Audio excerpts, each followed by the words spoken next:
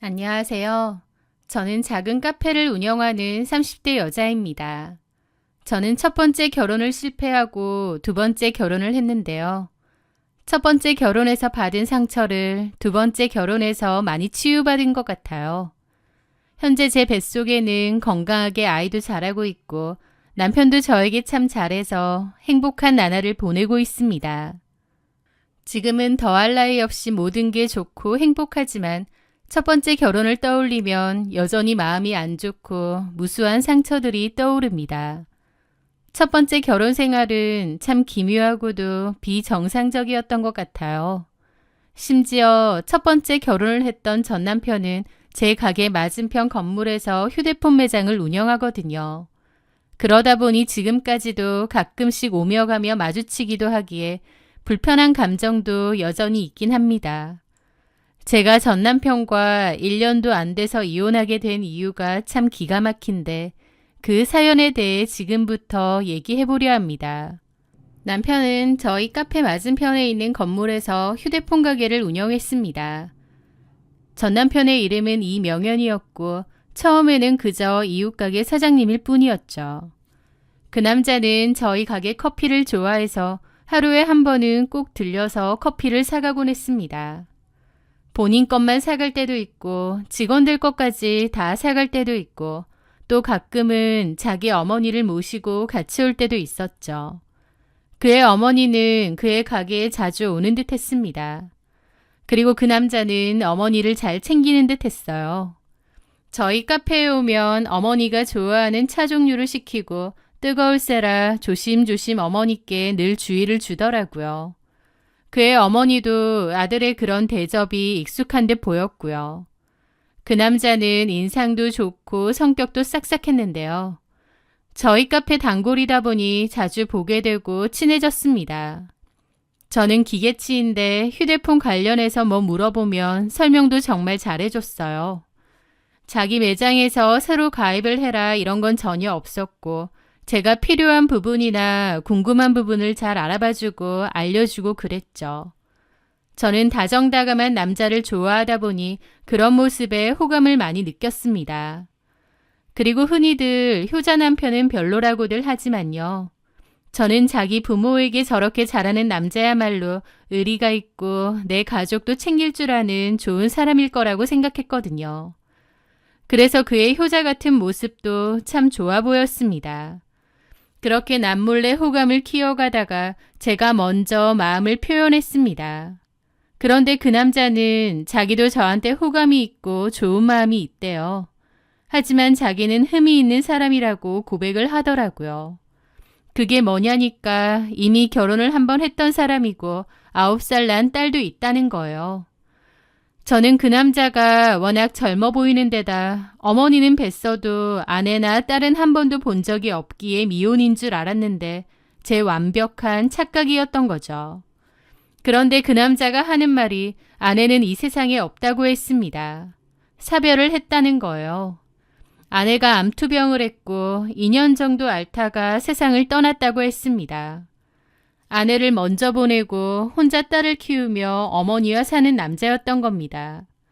그 남자는 저에게 민서 씨는 미혼이잖아요.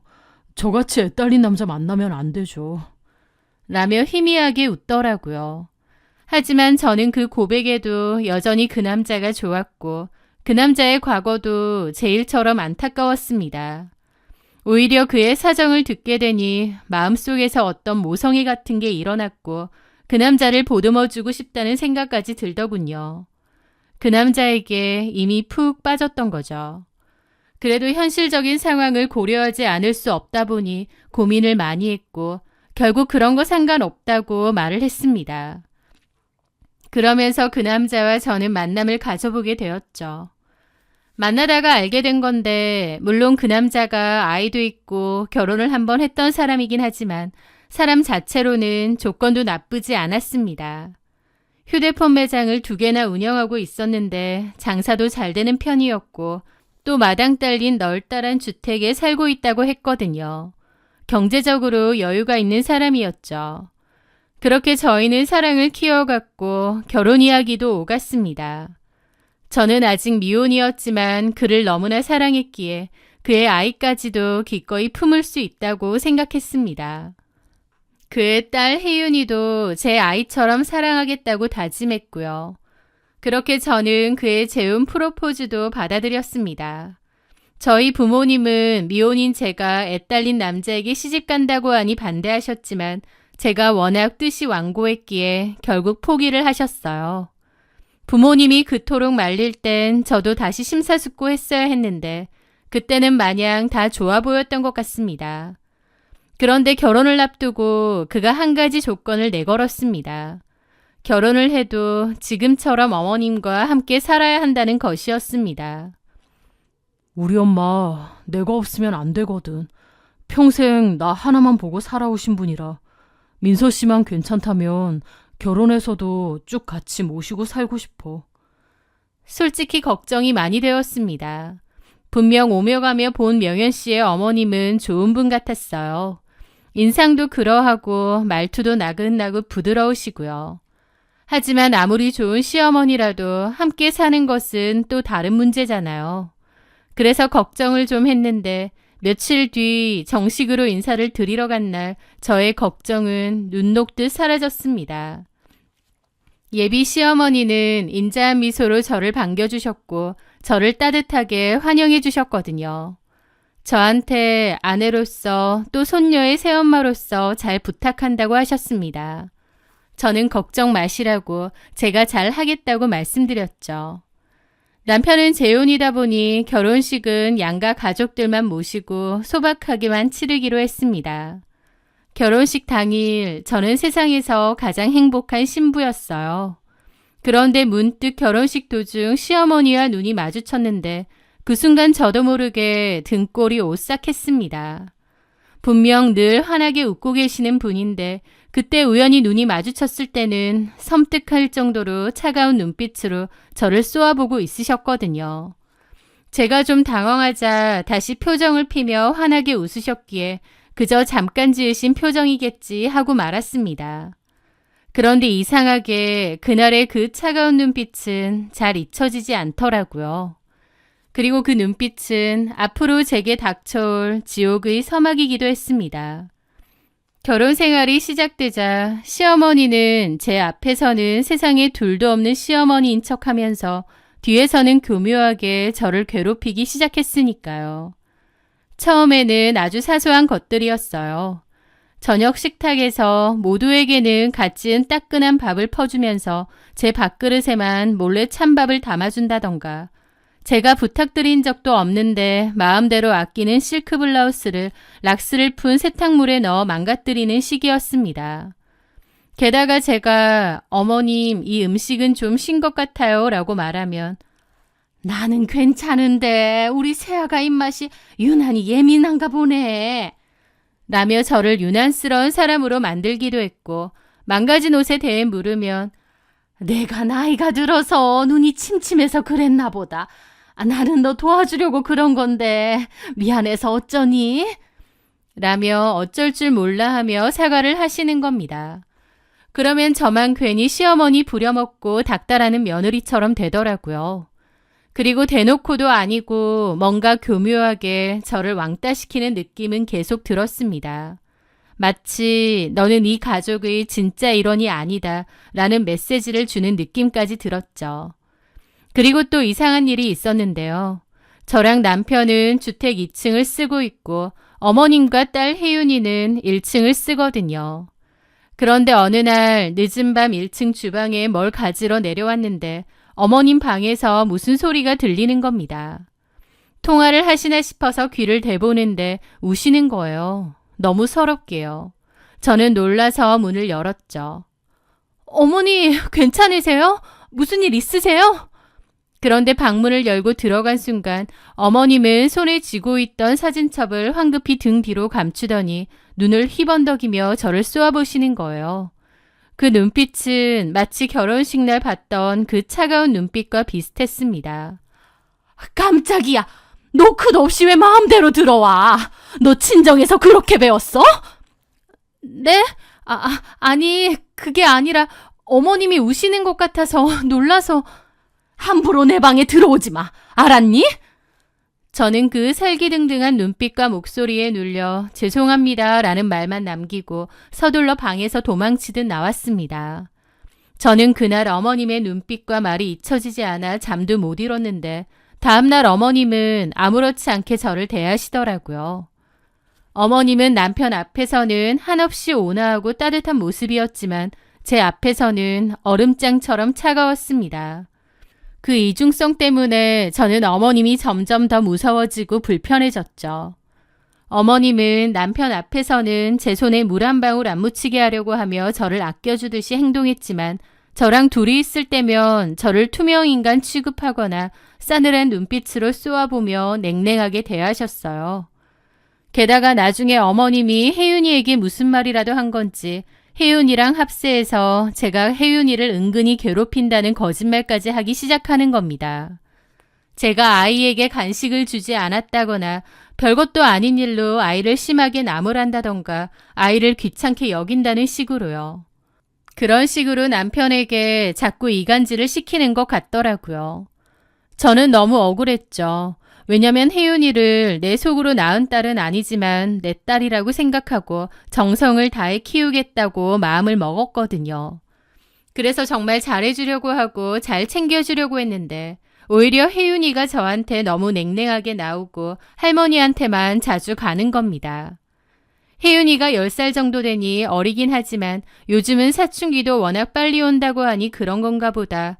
또 나를 받아들이기 아직은 힘든가 보다. 시간을 두고 천천히 친해져야겠다 생각하며 저도 노력을 했는데 뒤에서 저렇게 말을 했다고 하니 너무 허탈하고 억울하고 씁쓸하더라고요.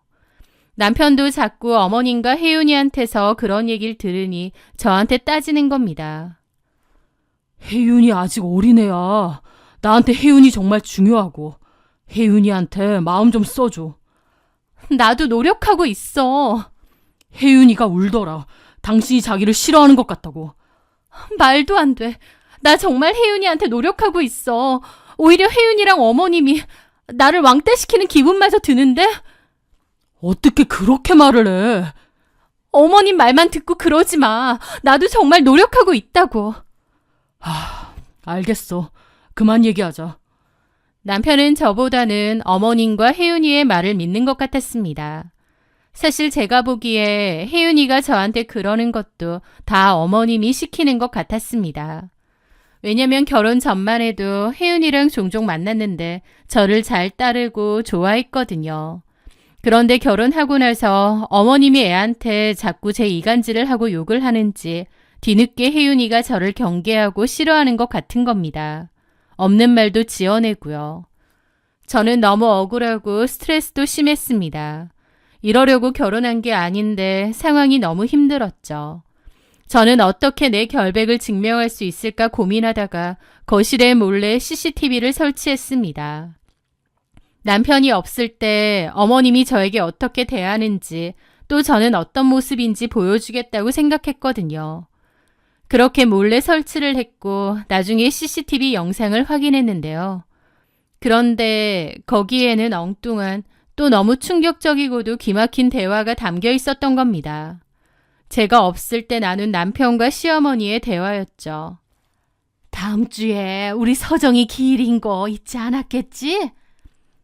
그럼요. 재혼하니까 어때? 좋으냐? 예? 별거 없지? 괜히 혜윤이한테 상처만 주는 꼴이고 걔가 너 없을 때 혜윤이한테 얼마나 찬바람인 줄 아냐? 그런 사람 아닌데. 그럼 내가 거짓말이라도 한다는 거야? 그건 아니고요, 어머니. 애한테 냉랭하게 하니까 애도 경계를 하지. 네 앞에서만 착한 척하는 거라니까. 너는 그렇게 순진에 빠져서 내 보기엔 저거 네가 돈 좀 있는 줄 알고 문 거다. 그렇지 않고서야 지는 미혼인데 애 딸린 남자도 괜찮다고 얼씨구나 재혼하자고 하겠니? 네가 가게도 2개나 운영하고 넓은 집 산다고 하니까 돈 꽤나 있는가 보다 하고 엉겨붙은 거지. 그런 거 아니에요. 저랑 사귀고 나서야 제가 다 얘기한 건데요. 아이고 순진에 빠져가지고 너는 나이가 몇인데 아직도 그렇게 순진에 빠진 소리를 하냐? 그리고 너 명심해라. 그리고 너 명심해라. 네 가게며 이 집이며 다 내 거야. 잘 알고 있습니다. 우리 서정이만 사랑하니 어쩌니 그 난리를 쳐서 부모도 없는 너 마음으로 품어주고 자식처럼 대한 거다. 우리 서정이 죽은 지 얼마나 됐다고 바로 다른 여자. 아휴, 우리 서정이만 안 됐지. 이런 줄도 모르고 말이야. 죄송합니다. 됐다. 네가 원하는 대로 결혼했으니 그 책임도 네가 져. 봐라, 싹수 노을에서 결혼하자마자 혜윤이 찬밥 신세하는 거. 내가 지금은 가만히 지켜보는데 계속 이런 식이면 나도 가만 안 있어. 나한테도 얼마나 싸가지 없이 구는 줄 아니? 아니다 싶으면 너도 그만하고 이혼해. 어머님의 말에 남편은 아무런 대답도 못하고 고개만 숙이고 있더라고요. 아무리 생각해도 일반적인 엄마와 아들의 대화가 아니었습니다. 게다가 서정이라니 대화의 내용으로 보자면 남편의 전처 이름 같더군요. 그런데 시어머니는 마치 자기가 죽은 전처의 엄마인 것처럼 섭섭해하는 겁니다. 그 순간 알게 됐죠. 두 사람이 평범한 모자가 아니구나라는 것을요. 저는 그날 밤 남편에게 CCTV 영상을 들이밀며 모든 것을 따져 물었습니다. 남편은 처음에는 발뺌하다가 결국 모든 것을 실토했죠. 제 예상대로 시어머니는 남편의 어머니가 아니었습니다. 남편의 전 장모님이었던 거죠. 죽은 전처의 엄마요. 남편은 원래 고아였고 20살 때 공장에서 일을 했다고 합니다. 그러다가 공장 사장님의 딸이었던 서정 씨와 눈이 맞았대요.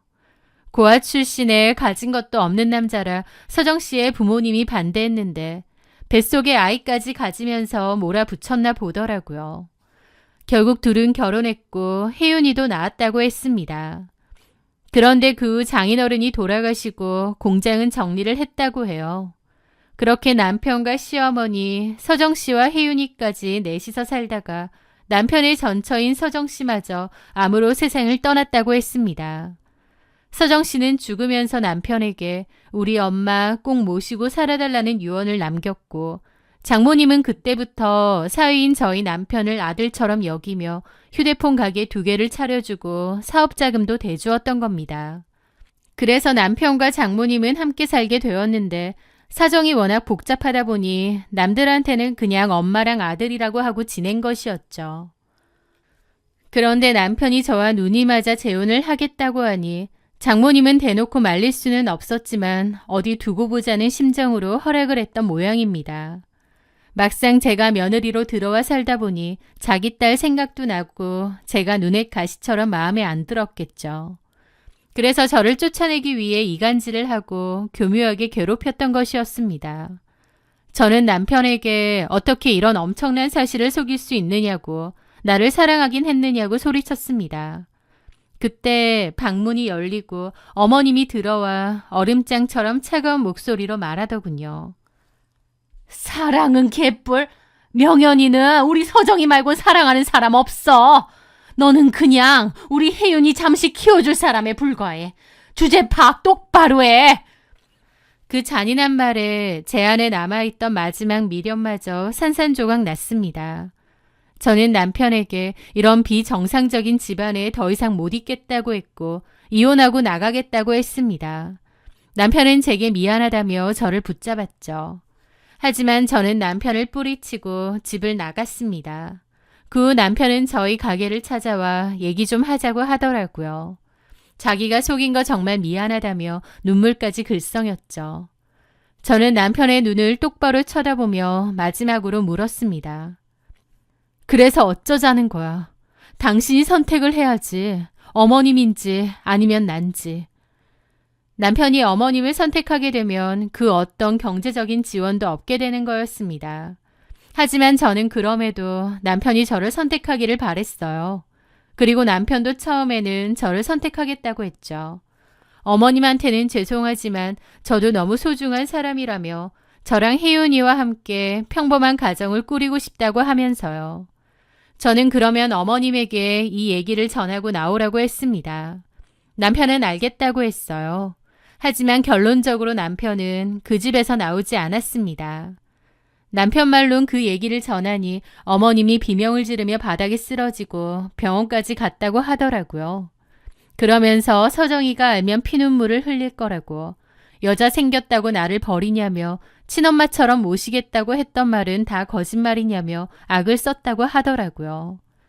남편은 결국 어머님의 품에서 벗어날 수 없다는 걸 깨닫고 저에게 이별을 통보했습니다. 남편의 선택에 저는 헛웃음을 터뜨렸습니다. 남편은 어머님의 소나기에서 벗어날 수 없겠구나, 죽은 아내의 그림자 속에서 살아가야 되는 거구나 싶더라고요. 남편은 저에게 미안하다며 상당한 금액의 위자료를 주었고 저는 그 돈을 받고 담담히 이혼했습니다. 그런데 이혼하고 1년 정도 지났을 무렵 남편이 술 먹고 전화를 해서 그러더군요. 어머님이 돌아가시고 나면 저한테 꼭 돌아간다고 기다려 달라는 거예요. 그 말에 저는 기가 막혀서 한참이나 웃었습니다. 이명현 씨, 그럼 어머님 돌아가실 날만 기다리면서 내가 당신을 기다려야 된다는 거야? 내가 왜? 우리 이미 이혼도 했고 남남이야. 내가 왜 당신을 기다리겠어? 미안해. 하지만 나도 당신을 정말 사랑했어. 내 상황이 이러지도 저러지도 못한다는 걸 이해해줘. 비겁한 변명하지 마. 당신은 아무것도 하지 않았어. 그냥 그렇게 계속 살아. 장모님을 엄마처럼 모시면서. 죽은 아내 그림자 붙잡고 그렇게 살라고. 나는 이제 당신한테 만정 다 떨어졌고 내 인생 살 거야. 그러니까 이런 연락도 하지 마. 그게 마지막 연락이었습니다. 물론 가게가 가깝다 보니 오며 가며 어쩔 수 없이 마주치긴 하지만 더 이상은 아무런 연락도 하지 않았고 마주쳐도 인사조차 하지 않았죠. 그렇게 이혼 후 마음을 정리하며 지내다가 지금의 남편을 만났습니다. 제 모든 아픔을 이해해주고 저를 세상 누구보다 소중히 여겨주는 따뜻한 사람이었죠. 제가 재혼한다는 소식을 들은 날 전 남편은 저희 가게에 와서 묻더라고요. 결혼한다며? 어떤 사람이야? 내가 그런 얘기를 왜 해줘야 돼? 알 필요 없잖아. 그래, 그렇지. 잘 살아. 그 얘기 하려고 온 거야. 걱정 마. 잘 먹고 잘 살 거니까. 그렇게 전 남편은 축의금이라며 봉투 하나를 몰래 놓고 갔더라고요. 하지만 저는 이런 거 필요 없다고 다시 계좌이체로 돌려보냈습니다. 그 후 저는 지금의 남편과 재혼을 했고 행복하게 살고 있습니다. 뱃속에는 소중한 아이도 있고요. 전 남편은 끝까지 자기 연민에 빠져 불쌍한 척을 하지만 제 보기에 그는 그저 비겁하고 나약하며 스스로 아무것도 책임지려 하지 않는 어린애에 불과했습니다. 진짜 사랑과 자신의 인생을 맞바꿀 용기조차 없었던 거죠. 그는 결국 죽은 아내의 유령과 그 유령을 등에 업은 장모님이 제공하는 안정적인 현실을 택한 겁니다. 가끔 마주치는 그의 얼굴에는 예전의 자신감 넘치던 미소 대신 깊은 그늘과 피로가 서려 있었습니다. 그의 어머니는 여전히 그의 가게를 찾았지만 이제 제 눈에 그 모습은 더 이상 아들을 챙기는 살가운 어머니가 아니라 자신의 투자가 잘 보존되고 있는지 감시하러 오는 채권자처럼 보일 뿐이었습니다. 만약 제가 그를 용서하고 기다렸다면 저는 평생 죽은 사람의 그림자와 싸우며 그 기괴한 관계의 한요로 살았을 겁니다. 생각만 해도 끔찍하네요. 이제 저는 더 이상 과거의 상처에 아파하지 않습니다. 그 비정상적인 관계에서 벗어나 진짜 행복을 찾았으니까요. 제 뱃속의 아이에게 세상에서 가장 따뜻하고 평범한 가정을 선물해 줄 생각입니다. 제 사연 들어주셔서 감사합니다.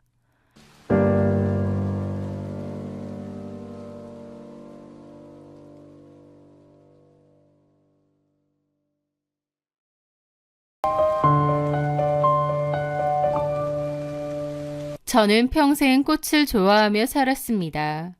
계절의 순리를 따라 정직하게 피어나고 조건 없이 자신의 가장 아름다운 모습을 내어주는 꽃처럼 살고 싶었죠. 그러다 제 인생에 나타난 화려한 꽃 같았던 그 남자와 결혼을 했습니다. 하지만 그 꽃의 뿌리에는 끔찍한 독이 숨겨져 있었고 그 독은 저를 좀먹고 있었던 것 같아요. 그걸 전 너무 늦게 알아차렸던 것 같고요. 머리부터 발끝까지 흠잡을 데 없이 다정하고 유능했던 그 사람의 가면 뒤에 어떤 추악한 진실이 숨겨져 있었는지, 그리고 그 모든 것을 알게 된 제가 그 대가로 무엇을 되돌려 주었는지 지금부터 제 이야기를 시작합니다. 저는 어렸을 때부터 꽃과 식물을 유난히 좋아했어요.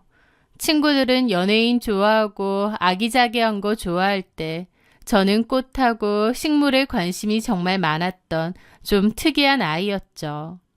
공부는 뒷전이었고 원예 잡지를 중고로 잔뜩 사서 보고 원예 관련 내용 스크랩하고 밖에서 놀 때도 들에 핀 꽃으로 작은 꽃다발을 만들어 보기도 하고요. 여러 꽃의 종류와 꽃말을 외우고 저만의 방식으로 꽃꽂이를 상상하며 놀기도 했습니다. 공부는 뒷전이었으니 성적은 당연히 좋지 않았습니다. 꽃 말고는 다른 공부에는 관심이 없었던 결과였죠. 결국 대충 성적에 맞춰 지방대를 갔는데요. 대신 회계학과를 갔습니다. 회계학과는 엄마가 갔으면 좋겠다고 하셨던 때예요. 그동안 공부도 잘 못하고 실망스러운 딸이었는데 이것조차 안 하면 제가 진짜 나쁜 자식이 될 것 같은 생각에 어거지로 들어갔던 것 같고 또 꾸역꾸역 자격증도 땄습니다. 그런데 결국 그 자격증 덕분에 꽤 좋은 회사에 취업하긴 했어요. 그때만큼 부모님이 행복해하신 걸 본 적이 없을 정도니 저도 좋았고 또 일단 먹고 살 길이 생겼으니 만족했습니다. 좀 일찍 취업을 했고 일은 나름 잘했던 것 같아요. 제가 너무너무 좋아했던 꽃이나 원예는 취미 활동으로만 남겨두기로 했고요. 그렇게 그 회사에서 4년쯤 일했더니 일 잘한다는 얘기도 좀 듣고 남들보다 조금 빨리 승진도 할 수 있었습니다. 그러다가 회사가 다른 회사와 합병을 하게 되었습니다. 다른 회사 사람들이 들어와 섞이면서 오는 혼란이 꽤 컸고 한동안은 어수선했죠. 그런데 그 와중에 그 남자 최진우를 만났습니다. 사실 처음에는 그 남자에게 좋은 인상을 받지 못했습니다. 동갑인데다 제가 여자다 보니 당연히 자기보다 사회생활을 덜 했을 거고 능력도 별로 없을 거라는 선입견을 가지고 저를 대하는 게 보였거든요. 성격 자체가 남한테 가르치길 좋아하는 것 같았기에 썩 좋은 인상은 아니었는데 조금 같이 지내보니 또 나름대로 매력이 있는 성격이더라고요. 그리고 굳이 잘난 척을 하려고 해서가 아니라 나름 객관적으로도 꽤 잘난 사람이었구나 싶기도 한 겁니다. 학교도 유명한 명문대였고 심지어 그 학교를 수석으로 졸업했다고 하더라고요. 자격증도 많았고 들리는 소문에 의하면 집안도 꽤 괜찮다는 얘기가 있었고요. 또 자기 분야가 아닌데 법 같은 것도 아는 게 많고 책도 정말 많이 읽어서 모르는 분야가 없다고 했습니다. 저랑은 같은 부서에서 일을 한 것은 아니었지만 업무상 협의할 일이 종종 있다 보니 만나서 얘기를 나누곤 했는데요. 대화를 할수록 확실히 아는 게 많고 똑똑한 사람이구나 싶긴 하더라고요. 그렇긴 해도 별로 친하진 않았는데 회사 합병 후 반년 정도 있었을 때 전체 회식을 계기로 부쩍 친해지게 되었습니다. 어쩌다 보니 마주 앉게 되었고 이런저런 얘기를 나누게 되었는데 어쩌다 보니 꽃 얘기도 나왔습니다. 그런데 꽃에서도 아는 게 많더라고요. 요즘 파란색 장미가 인기던데 원래 자연에는 파란 장미 유전자가 없는 거 알아요? 과학자들이 인위적으로 유전자를 조작해서 만든 건데 꽃말도 원래는 불가능이었는데 지금은 기적으로 바뀌었대요. 꽃이라는 게 그 시대의 문화와 기술을 담아서 새로운 의미로 피어나는 게 아닌가 싶어요. 사람들이, 특히 남자들은 꽃에 돈 쓴다고 하면 사치라고 생각하는데 전 전혀 그렇게 생각 안 하거든요. 순간 왜 그랬는지 모르겠지만 눈물이 왈칵 쏟아졌고 그 남자에 대한 호감도 확 올라갔던 것 같아요. 지금 생각하면 겉만 번드르르하고 유치한 얘기지만 그때의 저는 그 남자에게 푹 빠졌던 것 같습니다. 그렇게 많은 대화를 나누며 친해졌고 그날을 계기로 연인 사이로 발전을 하게 되었습니다. 그렇게 5년을 연애한 후에 결혼을 했습니다. 그런데 그 와중에 저는 그 회사에 계속 있었지만 남친은 회사를 3번이나 옮겼습니다. 더 나은 커리어를 위해 옮기는 거라고 하고 어딜 가도 만족하지 않더라고요. 아마 자기 자신에 대한 프라이드가 정말 강한 사람이다 보니 마음에 드는 회사가 잘 없었나 보다 생각했어요. 그나마 한 회사에 입사한 지 4달 정도 됐을 때 결혼은 했습니다. 그런데 의아한 건 물론 짧게 다니긴 했지만 그래도 회사 생활을 계속했는데도 결혼식장에 전 직장 동료들은 물론 현 직장 동료들도 거의 안 온 거예요. 지인도 별로 없고요. 그래서 신랑 쪽은 한 6명 정도 있었고 그에 반해 저는 하객이 너무 많다고 제 하객이 신랑 쪽으로 가서 사진을 찍어야 했습니다. 별일 아닌데도 남편 딴에는 기분 상하고 자존심이 상했는지 나중에 결혼 사진 고를 때 앨범에서 그 사진을 빼자고까지 하더라고요. 나중에 보니 남편이 회사를 계속 옮기는 것도 인간관계가 엉망이라서 그런 이유가 컸습니다. 공교롭게 전 남편이 옮긴 회사 중 하나에 제 친구가 근무를 했는데요. 그 친구는 제 결혼식에 와서 제 남편을 보고 놀라더라고요. 저 남자랑 결혼하는 건지 몰랐다고요. 그러면서 나중에 하는 말이 회사에서 평판이 너무 안 좋았다고 허풍기도 심해서 허언증이라고 소문이 났다는 겁니다. 자기 자신에 대해서 부풀리기도 심하고 허풍도 심하고 말이 앞뒤가 안 맞아서 회사에서도 말이 많았대요. 저도 그 얘기를 듣고 놀랐습니다. 저는 남편이 유능하고 똑똑한 사람이라고 생각했는데 다른 사람이 평가하는 남편은 허풍쟁이에 자신을 지나치게 떠벌리는 인간일 뿐이었더라고요. 물론 그때는 내가 좋아서 선택한 사람이니 남들이 뭐라고 해도 신경 안 쓰겠다는 의지가 있었는데 지금 돌이켜보면 제가 남자 보는 눈이 정말 없었던 거죠. 그리고 결혼한 지 얼마 지나지 않아 남편과 시댁의 실체가 여실히 보이기 시작했습니다. 돌아가셨다던 시아버지는 다른 여자랑 눈이 맞아 도망가다가 차 사고로 내연녀와 함께 비명 행사하신 거였는데요. 물론 결혼 전에는 남편이 말을 안 하니 이런 사실을 전혀 몰랐고 결혼 후에 알게 되었습니다. 어쨌든 시아버지는 그렇게 돌아가신 거고 어머님 혼자 남편과 시누이를 키우셨다고 하는데요. 어머님은 아들에 대한 자부심과 사랑, 집착이 엄청난 분이었습니다. 그 시골에서 공부 잘해서 명문대를 간 아들이었다 보니 그 자부심이 하늘을 찔렀죠. 심지어 남편은 하늘이고 아내는 땅이라는 말을 직접 입 밖으로 하시는 분일 정도였습니다. 그 잘난 아들이 성격이 이상해서 한 회사에 1년 이상 다니지를 못하는 부적응자라는 걸 모르시는지 그저 자기 아들이 최고라고 하시는 분이었죠.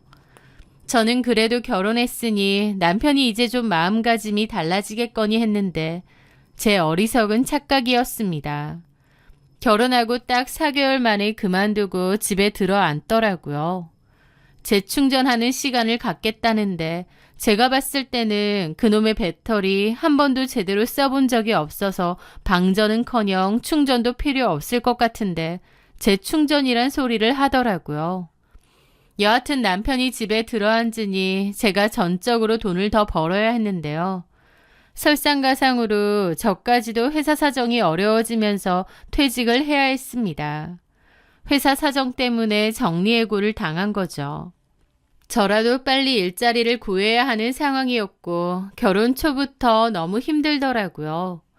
그런데 인생은 정말 생각지도 못한 우연과 기회의 연속이란 말이 맞나 봐요. 그맘때 공교롭게 친구 하나가 연락을 했더라고요. 하영아, 좀 뜬금없긴 한데 너 내 사업 인수하지 않을래? 갑자기 그게 무슨 소리야? 내가 네 사업을 어떻게 인수해? 나 직원 하나 두고 꽃 전기 배달 서비스 사업 하거든. 아직 구독자 수가 엄청 많은 건 아니라서 직원 하나도 일주일에 3일 파트타임으로 쓰고 있긴 해. 내가 하는 일은 새벽마다 꽃시장 가서 구독자들에게 보낼 싱싱한 꽃들을 떼우고 날짜에 맞춰 보내주는 건데 작게 시작하긴 해도 계속 매출 늘고 있고 수입 괜찮거든. 너도 꽃 엄청 좋아했잖아. 네가 해보면 잘할 것 같은데. 그런데 왜 네가 계속 안 하고? 우리 남편 해외지사로 발령 났거든. 3달 안에 다 정리하고 인도네시아로 넘어가야 할 판이야. 조금 안정되나 싶었는데 다 접고 인도네시아 가야 하니 내 속이 아니다. 그런데 네가 맡아서 해주면 나는 너무 좋을 것 같아. 아니, 그래도 나는 그런 거 해본 적도 없는데 어떻게 내가... 한 달 동안 나한테 바짝 인수인계 받아. 초기 자본금 필요 없이 그냥 운영해. 대신 3개월 뒤에 내가 인도네시아 간 이후부터 연말까지 매달 총 이익의 15%를 1년간 나눠주고 그 다음부터는 3년간 매달 이익의 10%를 나눠주는 조건으로 그 다음에는 네가 알아서 하고. 사실 혹하는 얘기였습니다. 초기 자본금도 필요 없고 친구가 구축해둔 사업 라인을 그대로 가지고 오면 되는 거였으니까요. 저도 마침 일도 해야 되는데 제가 좋아하는 꽃에 관한 일이다 보니 관심도 생기더군요. 그렇게 얼떨결에 친구가 하던 꽃 정기 배달 서비스를 이어받게 되었습니다. 처음에 제가 이 사업을 한다고 했을 때 남편은 자존심이 상할 정도로 비웃으며 저를 무시했어요. 사업은 아무나 하냐? 쫄딱 망해서 집에 손에 끼치면 알아서 메꿔 넣어라. 는 소리까지 서슴지 않았으니까요. 그런데 사업을 시작하면서 저는 저의 새로운 재능을 발견했습니다. 제가 단순히 취미로만 꽃이나 식물에 관심만 많은 게 아니라 사업적으로도 나름 수완이 있는 모양이었습니다. 처음에 친구에게 넘겨받았을 때는 한 달에 내 월급 개념으로 100만 원 정도만 나와도 좋겠다라는 생각으로 시작됐는데 사업한 지 6개월 만에 400% 넘는 성장을 이뤘거든요. 게다가 갑자기 유입되는 손님들이 많아지면서 파트타임 1명이었던 직원을 5명이나 더 고용하게 되었습니다. 너무 빠르게 성장하니 조금 두렵기도 했지만 커가는 모습을 보면서 점점 너무 재밌어지고 일이라는 게 이렇게 재밌는지 처음 깨달을 정도였죠. 남편은 백수가 되어 늦게 퇴근하는 저를 흘겨보는 날이 잦아졌고 저는 태어나서 처음으로 일에 미쳐서 또 너무 일이 재밌어서 정신없이 시간을 보내기 시작했습니다. 하지만 그럴수록 남편의 투덜거림도 심해졌고 저도 듣다 지겹고 지치더라고요. 그래서 남편에게 그러지 말고 우리 회사 나와서 일을 한번 해보는 게 어떻겠냐는 제안을 했어요. 집에서 자꾸 할 일 없이 있고 궁시렁대니 저희 회사라도 나오라 그거였죠. 그런데 남편은 제 말에 대뜸 마케팅 이사를 시켜달라는 거예요. 자기가 그동안 마케팅 관련해서 동영상 보고 연구도 많이 하고 공부도 했다면서요. 한숨이 나왔지만 어쩌겠어요. 저는 알겠으니 와서 일하라고 했습니다. 작은 회사에 직함은 크게 중요치 않았고 어쨌든 나와서 일이라도 돕는 게 나은 상황 같았으니까요. 그렇게 남편도 저희 회사에 나오기 시작했습니다. 그런데 안에서 새는 바가지 바깥에서도 샌다고 남편과 가까이에서 일을 하기 시작하니까 그제야 남편의 본 모습이 눈에 보이기 시작하더라고요. 게다가 남편의 말들이 그냥 잘난 척이나 사소한 거짓말로 끝나는 게 아니라 거의 허언증에 가까울 정도로 심각한 것이라는 것도 깨달았습니다. 회사 내에서도 그 일로 몇 번 저랑 부딪히기도 했습니다. 아니 뻔하게 제가 두 눈 똑바로 뜨고 사장으로 앉아있는데 직원들한테 자기가 실질적인 사장이라느니 자기한테 잘 보여야 이 회사에서 오래오래 일할 수 있을 거라느니 그런 얘기까지 하고 다녔다는 거예요. 그 일로 많이 싸웠고 남편에게 경고도 했는데 제 말은 귓등으로도 안 듣는지 계속 그런 식으로 헛짓거리를 하고 다니더라고요. 그러다 아주 대대적인 사고가 터졌습니다. 사업 확장 때문에 새로 계약한 하회 농장이 있는데 그 농장 쪽에도 자기가 이 회사의 실질적인 오너라고 말하고 쓸데없는 계약까지 구두 약속을 하는 바람에 저희 쪽에서 몹시 곤란해진 상황이 벌어지고 말았던 거죠. 한마디로 신뢰도 잃고 업계 내에서 소문도 이상하게 날 뻔한 상황이었습니다. 제가 남편한테 펄펄 뛰면서 이딴 식으로 할 거면 당장 회사 그만두라고, 지금 회사에 끼친 손해가 얼마인 줄 아냐고 있는 대로 퍼부었습니다. 그제야 남편이 조금 기가 죽었고 좀 쥐죽은 듯이 지내는 듯 했습니다. 그럼에도 불구하고 아주 사소하게 남편의 허언증은 계속되었고, 저는 그때마다 남편 입단속을 하느라 2배로 에너지가 나갈 지경이었습니다. 그러다가 그쯤 사건이 하나 생겼어요. 바로 시골에 계신 시어머니가 허리도 안 좋고 몸이 너무 안 좋아서 혼자 못 살겠다고 하신 거였습니다. 남편은 하나밖에 없는 엄마 그렇게 살게 할 수 없다며 저한테 엄마 모시고 오자는 얘기를 하더라고요. 저는 펄쩍 뛰었습니다. 어머님을 그나마 1년에 2-3번 만나고 전화통화만 하니까 이렇게 사는 거지, 모시고 살면 절대 못 살 거라 생각했으니까요. 어머님이 얼마나 아들 자부심이 크고 남존여비 사상이 강하신 분인지 어머님이랑 통화만 해도 위가 꼬이고 속이 답답할 지경이었어요. 그런데 그런 분이랑 어떻게 같이 살겠어요? 하지만 어머님이 허리도 다쳤고 거동이 너무 불편한 상황이다 보니 어쩔 수 없이 당분간만 같이 살기로 했습니다. 다만 조건이 있었죠. 계속 모시고 살 순 없고 어머님을 좀 더 잘 케어할 수 있는 괜찮은 요양시설을 찾게 되면 바로 거기로 어머님을 보낸다는 거였습니다. 어차피 저도 일을 해야 되고 남편도 그렇다 보니 집에서 누가 어머님을 돌볼 수 있는 상황도 아니었고요. 그래서 괜찮은 요양시설로 어머님을 보내는 게 모두에게 다 편한 일인 것 같았거든요. 그렇게 시어머니는 당분간이라는 조건을 달고 저희 집으로 오시게 되었습니다. 그런데 시어머니가 오기로 결정한 그날 남편이 저한테 황당한 소리를 하는 거예요. 그 말인즉슨 제가 사장으로 있는 제 회사요. 그 회사 사장이 자기인 것처럼 말을 해달라는 거예요. 그게 무슨 소리야? 내가 사장인데 왜 당신이 사장인 것처럼 어머님한테 얘기를 해? 실은 우리 엄마는 그런 줄 알고 있거든. 왜? 당신도 생각해봐. 우리 엄마가 나 얼마나 자랑스러워 하시는지 알잖아. 근데 내가 당신 밑에서 일한다는 거 엄마가 알면 너무 속상해 하실 것 같기도 하고, 솔직히 엄마가 건강도 안 좋은데 사시면 얼마나 사시겠어. 나 우리 엄마한테 자랑이자 꿈인 거 알잖아. 그래서 엄마한테 그냥 끝까지 좋은 아들이고 싶어서 그래. 잔뜩 기가 죽은 얼굴로 그렇게 얘기하는데 참 어이없으면서도 또 한편으로는 무슨 심정으로 거짓말을 했는지 알긴 하겠더라고요. 저희 시어머니 일찍 남편을 잃고 아들만 바라보고 사신 분이거든요. 저한테 전화할 때마다 네 남편한테 잘해야 한다고 귀에 못이 박히게 잔소리하시는 분인데 제가 남편의 상사라는 걸 알리면 뒤집어질 게 뻔했습니다. 저도 편치는 않은 상황일 테고요. 남편은 눈물까지 흘리며 간곡하게 부탁했기에 저도 그냥 알겠다고 했습니다. 그때 당시에는 그게 뭐가 그렇게 큰일일까 싶었거든요. 그냥 시어머니가 뭐라고 말하든 네네 하고 넘어가며 제가 남편 덕 보고 사는 것이냐 그렇게 말을 맞추기로 한 거죠. 그렇게 시어머니가 저희 집에 오신 날이었습니다. 그런데 첫날부터 저는 시어머니 때문에 있는 대로 속이 뒤집어지고 말았습니다. 시어머니가 집에 오시자마자 그러시는 거예요.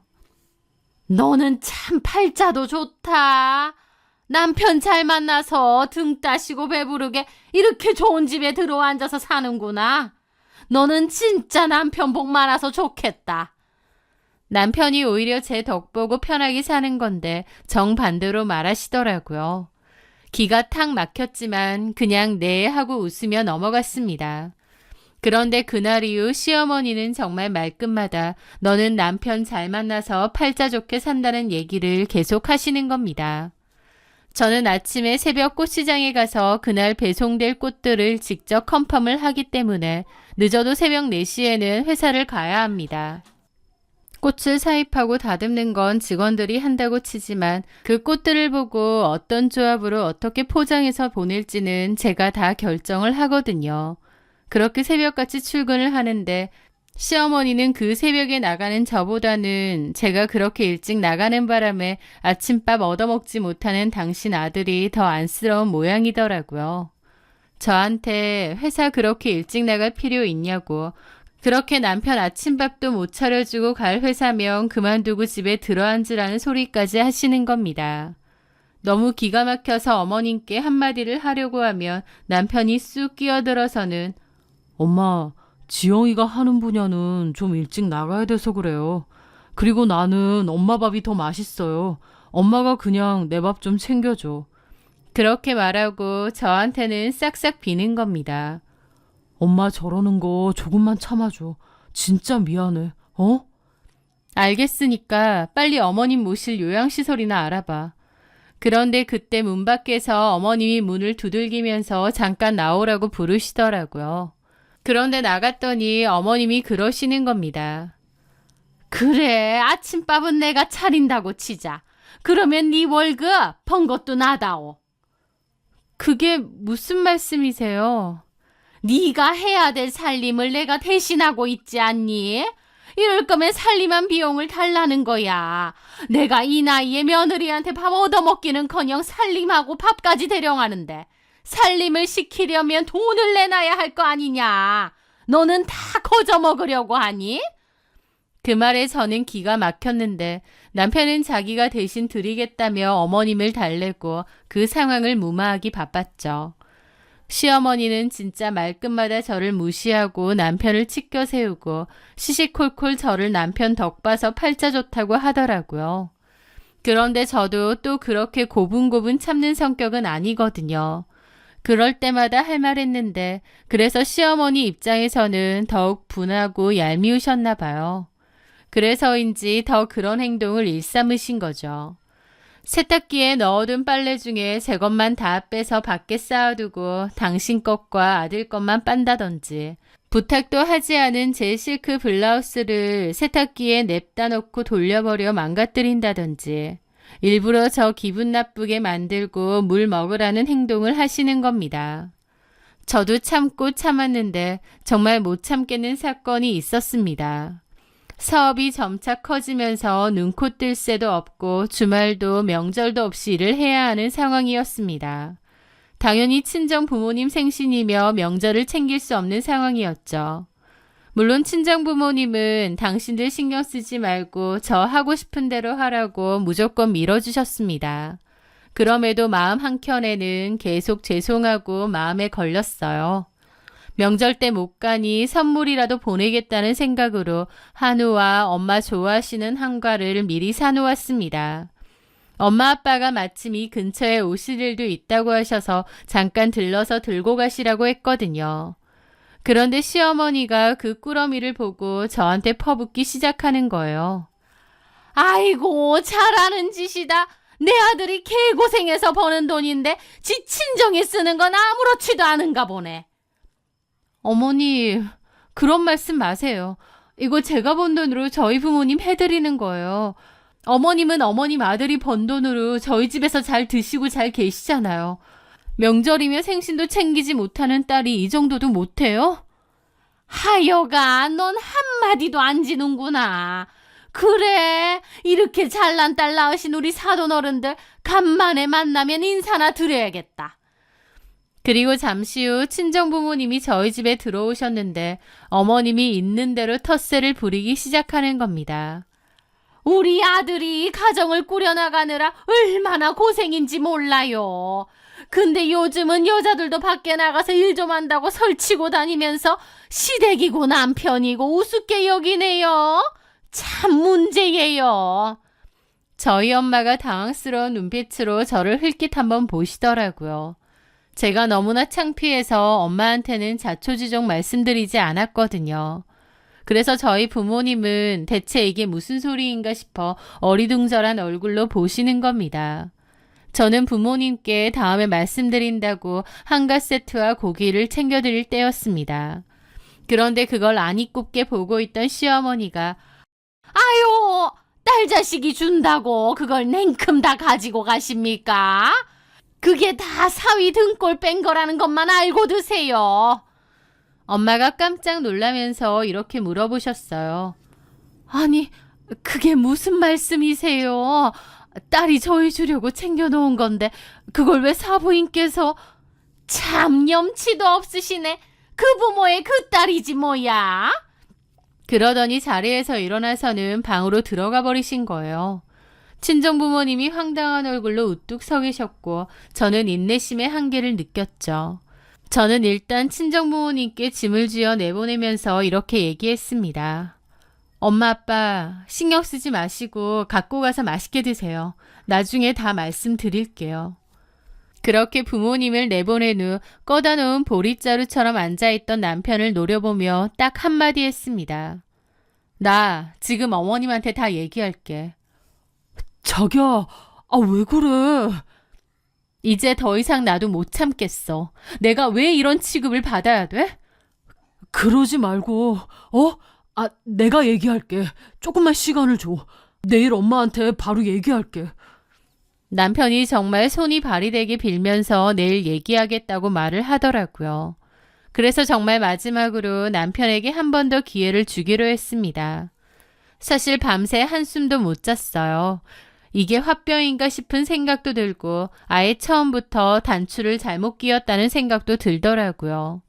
그리고 다음날 회사를 나가는데 제가 회사 넘겨받고 나서 처음으로 뽑은 직원이 있거든요.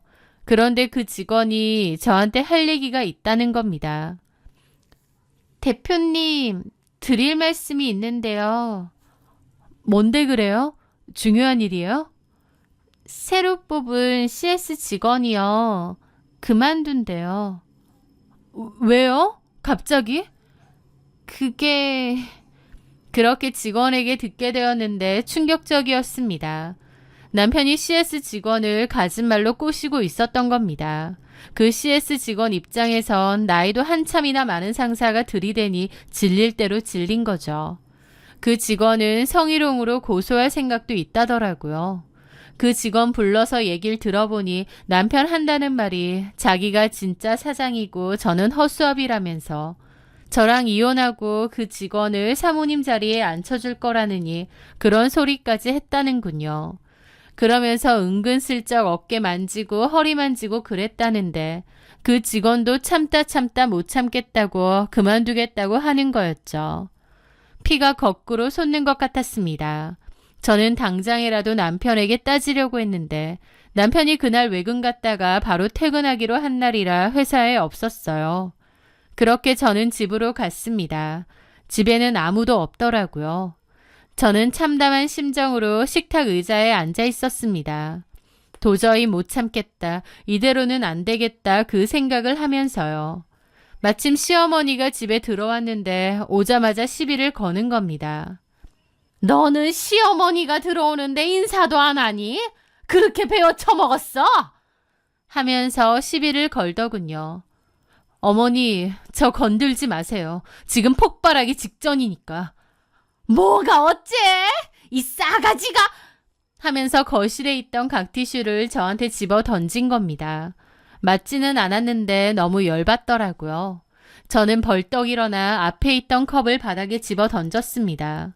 와장창하며 개박살 소리가 났고 시어머니는 제가 미쳤냐며 소리를 질렀죠. 저는 방 안으로 들어가 사업자 등록증, 아파트 등기증 가지고 와 앞에 던졌습니다. 너 미쳤냐? 예, 미쳤습니다. 어머님 아들 같은 인간하고 살다 보니 속이 뒤집어지고 미치기 딱 좋네요. 툭하면 잘난 아들 어쩌고 그러셨죠. 이거 보세요. 어머님 잘난 아들 저한테 얹혀 사는 신세예요. 이 집도 제 거고 회사도 제 회사고요. 어머님 아들 쥐뿔 능력도 없어 저한테 빌부터 살고 있었던 거예요. 뭐라고? 제가 참고 참아줬는데 회사 신입 직원한테 사모님을 시켜주니 이혼을 하니 어쩌니 개수작까지 부렸더라고요. 외도까지 저지르려고 한 거죠. 저 더 이상은 못 참겠네요. 어머님 그 잘난 아들 반품할 테니까 도로 데리고 가세요. 말도 안 돼. 여기가 왜 네 집이야? 여긴 내 아들 집이야. 어머님 아들 회사 하나를 1년도 못 다녔어요. 툭하면 그만두고 그 와중에 허언증까지 있다고 안 좋은 소문 다 났습니다. 쥐뿔도 뭣도 없는 인간, 내가 결혼했으니 참고 살자 생각하면서 제 회사에서 일도 시키고 데리고 살았는데 더 이상은 못 참겠네요. 나가세요. 어머님 아들도 이 집에 더 이상 못 들어오게 할 겁니다. 저는 눈이 돌아 시어머니를 무작정 밖으로 내보내버렸습니다. 그때 저는 정말 미칠 것 같았거든요. 집 밖에서 시어머니가 고래고래 소리를 질렀지만 그러거나 말거나 음악을 크게 틀고 바닥에 깨진 컵도 청소를 했습니다. 그리고 박스를 있는 대로 꺼내 남편 물건을 쓸어 담았습니다. 1시간쯤 지났을까 남편에게 전화가 왔어요. 자기 엄마 내쫓았다고 저한테 폭언을 퍼붓길래 CS 직원이 너 성희롱 고소한다더라. 아주 회사에서 별 더러운 짓 다 하고 다녔더라. 그만 이혼하자는 말과 함께 차단해 버렸습니다. 곧이어 집 밖에서 비는 소리와 함께 문을 두들기는 소리가 들렸지만 저는 조금도 망설이지 않고 바로 경찰에 신고해 버렸습니다. 부부 사이라고 해도 폭언과 함께 문을 부술듯이 두드리는 것은 명백한 가정폭력이자 소란행위라고 하더라고요. 그리고 다음날 바로 변호사를 통해 이혼 소송을 진행했습니다. 그 와중에 그 CS 직원은 남편을 성희롱으로 고소한 모양이고 그러는 과정에서 저랑 이혼할 거라느니 참고 사는 거라느니 너랑 결혼해서 사모님 시켜준다느니 하는 진술도 다 나왔죠. 게다가 남편은 경제적인 활동도 제대로 하지 않았고 막무가내로 시어머니까지 모시고 살게 만든 것 등 이혼 기책 사유가 명백했기에 소송은 일사천리로 진행되었습니다. 소송장을 받은 남편은 완전히 이성을 잃고 제 회사까지 찾아와 난동을 부렸습니다. 하지만 직원들과 1층 건물 경비 아저씨께 매몰차게 끌려 나가다시피 쫓겨났죠. 시어머니도 몇 번 찾아왔었는데 남편보다는 좀 더 격렬하게 나오시더라고요. 저더러 자기 아들 인생 망친 악독한 년이라는 소리하고 난동을 피우는 겁니다. 그러면서 소금까지 뿌리길래 업무 방해와 명예훼손으로 가차없이 경찰에 신고를 했습니다. 결국 자기 엄마가 경찰에 잡혀가 영락없이 처벌받을 것 같으니 그제야 남편에게서 다시는 나타나지 않을 테니 경찰에 선처만 좀 구해달라는 비굴한 문자가 오더라고요. 사람 목숨보다 자기 체면이 중요했던 그가 엄마가 전과자가 될지도 모른다는 사실에는 무너진 모양이었습니다. 저는 그가 베풀어달라는 마지막 인정을 베풀어주기로 했습니다. 그 마지막 인정으로 그들과의 그 모든 악연을 완전히 끊어내고 싶었거든요. 그 모든 소송이 끝나고 얼마 지나지 않아 그들의 소식을 듣게 되었습니다. 세상에서 제일 잘난 줄 알았던 아들이 사실은 아내에게 빌붙어 살던 허언증 환자에 바람 피우려다 실패하고 쫓겨난 처지라는 걸 알게 된 전시모는 충격과 분노에 결국 자기 화를 못 이겨 풍으로 쓰러졌다고 하더라고요. 몸 한쪽을 제대로 쓰지 못하는 처지가 돼서도 병상에 누워 아들 탓, 며느리 탓을 하며 성질을 부리는 통에 병원에서는 아무도 가까이 하지 않는 왕따 환자가 되었다는 얘기가 풍문에 흘려들어왔습니다. 남편은 다른 회사에 취업했다는데 그 성격에 오래 가겠나요? 6개월도 안 돼서 그만두고 아르바이트를 전전한다고 하고요. 어쨌든 저는 제 인생을 좀먹던 두 사람을 완벽하게 떨궈냈습니다. 제 지난 결혼 생활은 비록 끔찍했지만 그 끝에서 저는 소중한 교훈을 얻었습니다. 진정한 행복은 남에게 기대는 것이 아니라 스스로의 두 발로 단단히 서 있을 때 비로소 시작된다는 것을요. 끝까지 사연 시청해 주신 분들께 감사드립니다.